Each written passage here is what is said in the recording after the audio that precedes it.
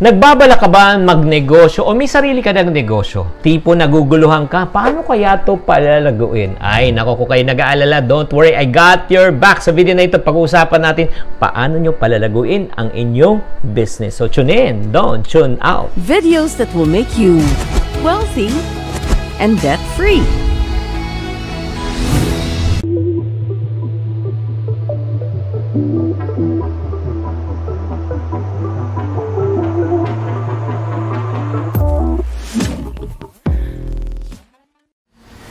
Gusto mo ba mag-invest sa stock market pero hindi mo alam kung paano?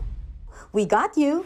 Join our monthly online class now and pwede ka na mag-start mag-invest for as low as 10,000 pesos. This is totally free for everyone. Start your investment journey with us. Click down below to register for free. Hi there, this is Shing Kitana, also known as your pambansang wealth coach. Maraming salamat. Thank you very much for supporting this channel. Talagang sobra akong nanliliit tuwing ako'y lumalabas at parating maraming nagko-comment na malapit sa akin na sinasabi na nanonood sa channel natin. So that's the reason why I just want to encourage you to spread the good news. I-share nyo itong video na yun sa friends nyo and don't forget to subscribe. Okay, para sa mga taong nagpapatakbo ng negosyo, gusto magnegosyo at may sarili kayong family business. Probably, minsan nape-pressure kayo na sinasabi nyo, ang hirap talaga magpatakbo ng negosyo, hindi mo alam kung paano gagawin. Kaya nga sa pagkakataon na ito, I would like to share with you on how you can really grow your small business. Ito pong unang dapat natin gawin. Ako, I do believe, ang tagumpay ng isang tao ay nag-uumpisa kung paano siya mag-isip on how you think, your way of thinking, yung mindset mo. That's the reason why I want to encourage you, especially kung kayo nanggagaling po sa employment, no? You have to change your employment mindset to an entrepreneurial mindset. Bakit po? Kasi right now, magbabago na po talagang sitwasyon mo. Dati, kung ikaw ay pumapasok na sa trabaho, nag-work ka, wala kang responsibility to run the affairs of the entire company. Pero right now, since ikaw na po ang nagmay-ari, kailangan na po, you are the boss right now. Kailangan you must take initiative. In other words, kung may problema, ikaw na po ang haharap. As an entrepreneur, you don't wait for things to happen, but you make things happen. As an employee, pwede mo sabihin na may naghihintay ka, may mag-uutos sa iyo para meron kang gagawin. Pero pag ikaw ay utak negosyante na, entrepreneur na, hindi mo na pwedeng hintayin na may magsabi po sa iyo. Dapat ikaw na magkukusa, ikaw na magdidikta. Kung ano ang galaw ng negosyo mo, ikaw nang gagawa ng sistema at ikaw na ang mag-aayos. So in other words po, kailangan magkaroon po tayo ng shift.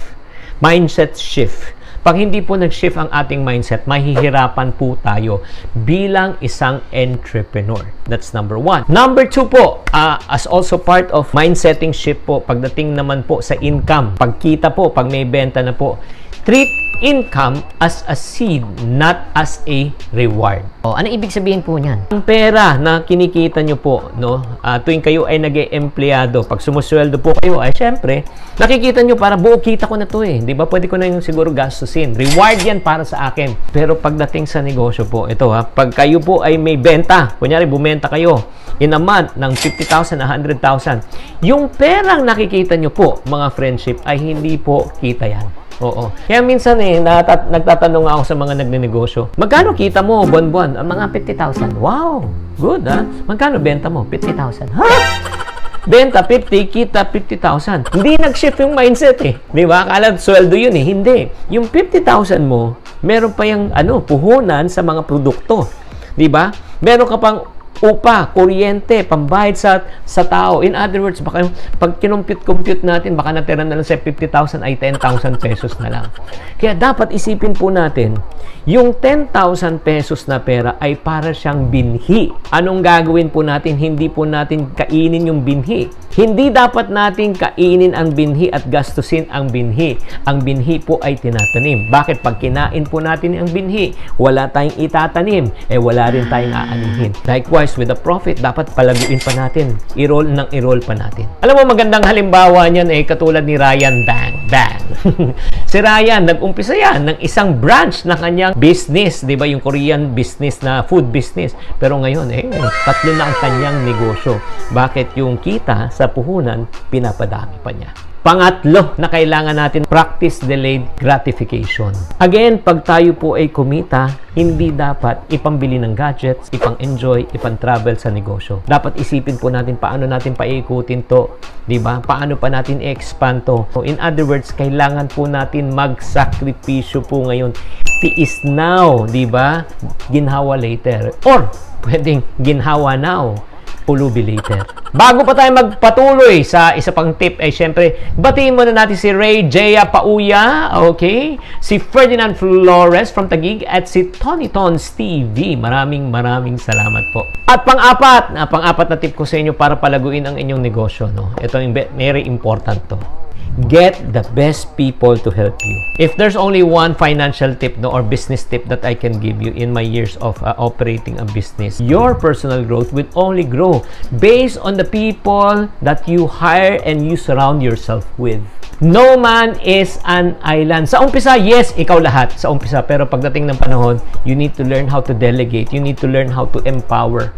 That's the reason why I want to encourage you. Hire the best people. Hire the best staff. Hire the best consultants. Kailangan mo ng taong natutulong po sa inyo para magpalago ng inyong negosyo. Itong mga taong ito, dapat hindi lang po magagaling. Dapat din may karakter. Dapat din pwedeng pagkatiwalaan. Aanhin mo ang galing ng isang tao pero hindi naman pwedeng pagkatiwalaan. And my final tip na para mapalago at talaga mapaskyrocket na po natin ang ating business is this. Don't forget to invest in yourself. Kung gusto mo talaga mag-shine bilang isang negosyante, kailangan mo mag-upgrade ng iyong karunungan kung paano magpatakbo ng negosyo. Kailangan matuto ka paano magpalago ng negosyo. In other words, you got to keep on learning. You got to keep on educating yourself. The growth of your business and enterprise will only grow based on your personal growth.